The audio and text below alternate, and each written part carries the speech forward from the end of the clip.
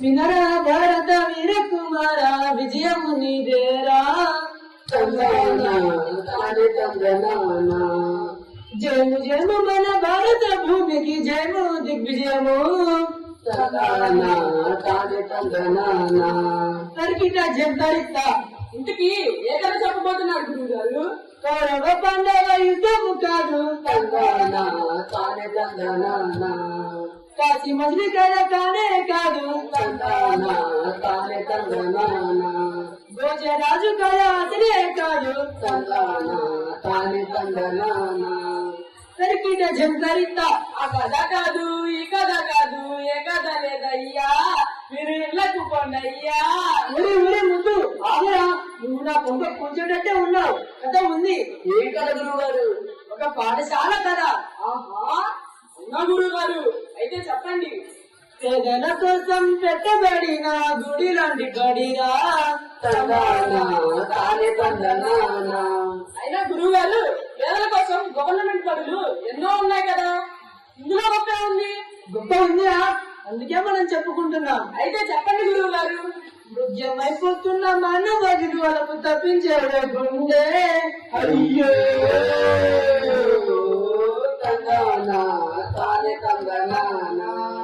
సమాజపు వింత పోగడలకు తల్లడిపోయే.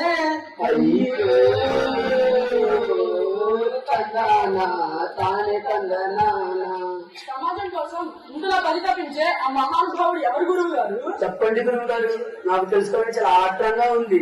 చెప్తానురా, తప్పకుండా. ఆయన పేరు శ్రీ నిమ్మగడ్డ లక్ష్మీప్రసాద్ గారు. ఈనాటి సమాజంలోని పరిస్థితులను చూసి చాలా చెల్లించిపోయారు. 72 సంవత్సరాల ఈ పండుటాకు ఓ యువరక్తం తోడయింది. ఎవరు గురువు గారు? ఆయనే జక్కా శ్రీనివాసరావు గారు. ఇద్దరు కలిసి ఏం చేశారు గురువు గారు? సత్యసాయి బాబా వారి బోధనలకు ప్రభావితులైనారు. మానవ సేవే మాధవ సేవని ఎంచుకున్నారు. అలా వీరిద్దరూ ఒకరికొకరు తోడయ్యారు. మొక్కే వంగనిది మానే వంగునా అని గ్రహించి పిల్లలకు ఉచిత విద్యతో పాటు నైతిక విలువలు నేర్పించాలని సంకల్పించారు. ఆహా, భలా గురువు గారు, తర్వాత ఏం జరిగింది? ఆ ఇద్దరి సంకల్పంతో బాబావారి ఆశీస్సులతో శ్రీ సత్యసాయి విద్యాలయ అనే ఒక పెద్ద మొక్కకి బీజం పడింది. 2006వ సంవత్సరంలో 40 మంది పిల్లలతో ప్రైమరీ పాఠశాలను నిర్మించారు. ఓహో, తర్వాత ఏం జరిగింది గురువు గారు? పేద దిగువ మధ్యతరగతి పిల్లలకు ఈనాటి సమాజానికి అనుగుణంగా ఇంగ్లీష్ మీడియంలో విద్యను అందించాలని నిర్ణయించుకున్నారు. ఇప్పుడు ఆ పాఠశాల పరిస్థితి ఏమిటి గురువు గారు? 40 మంది పిల్లలతో మొదలైన ఈ ప్రైమరీ పాఠశాల 2015లో ఉన్నత పాఠశాలగా మారింది. నేడు 440 మంది పిల్లలతో ఎల్కేజీ నుండి 10వ తరగతి వరకు కడకడలాడుతూ నడుస్తోంది. సరికిట జంతరిత. అంత పెద్ద స్కూల్ స్థాపించారా? ఎంత ధనవంతులై ఉంటారు. వెరివారా, వారు మనలో ఒకరు, అతి సామాన్యులు. మరైతే ఇదే సాధ్యమైంది. ఉచిత విద్యను అందించాలనే వీరి దృఢ సంకల్పానికి వచ్చి ఎందరో దాతలు వీరి తోటి నిలిచారు. కార్పొరేట్ పాఠశాలకు ధీటుగా గ్రంథాలయం, సైన్స్ ల్యాబ్, కంప్యూటర్ ల్యాబ్, ఆట స్థలం, టీవీలు, ప్రొజెక్టర్లు ఇలా ఎన్నో అధునాతన సదుపాయాలతో ఓ చక్కటి భవనాన్ని నిర్మించారు. ఎంతటి మహానుభావుడు గురువు గారు. నీకు ఇంకో విషయం చెప్పాలిరా, ఈ స్కూల్లో ఇప్పటి వరకు ఒక్కరు కూడా ఫెయిల్ కాలేదు. 10వ తరగతిలో 100% ఉత్తీర్ణతను సాధిస్తూ మాచేర్ల పట్టణంలో ఇతర పాఠశాలకు ధీటుగా నిలబడింది.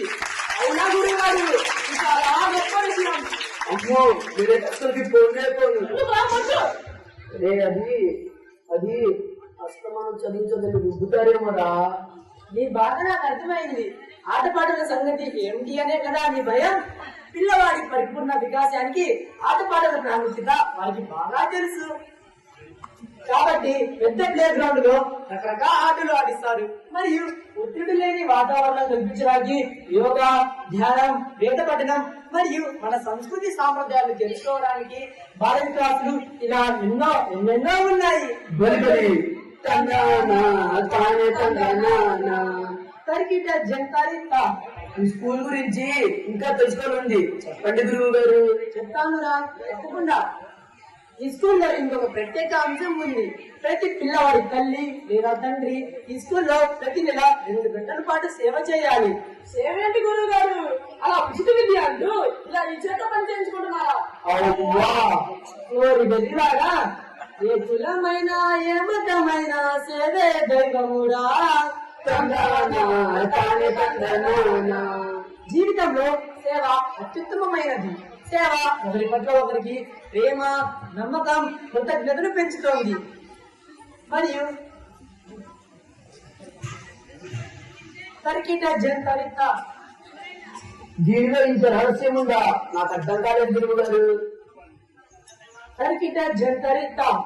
ఇంటింతై ఒడ్డింతై అన్నట్లు దినదినా ప్రవర్తమానమై స్కిల్ డెవలప్మెంట్ సెంటర్ మరియు ఉచిత ప్రాథమిక వైద్యశాలను నిర్మించి ఎన్నో సేవలు అందిస్తున్నారు. అట్లయితే గురువు గారు, నేను మాచల్లో వెళ్ళి శ్రీ నెమ్మగడ్డ లక్ష్మీ ప్రసాద్ గారిని, దక్క శ్రీనివాసరావు వాళ్ళందరినీ చూసి వస్తా. ప్రసాద్ గారిని చూసే అవకాశం నీకు లేదురా. ఎందుకు గురువు గారు? 2021లో 89 సంవత్సరాల వయసులో అందరి జీవితాల్లో వెలుగు నింపాలనుకున్న ఆ సూర్యుడు అస్తమించినాడు. అయ్యో.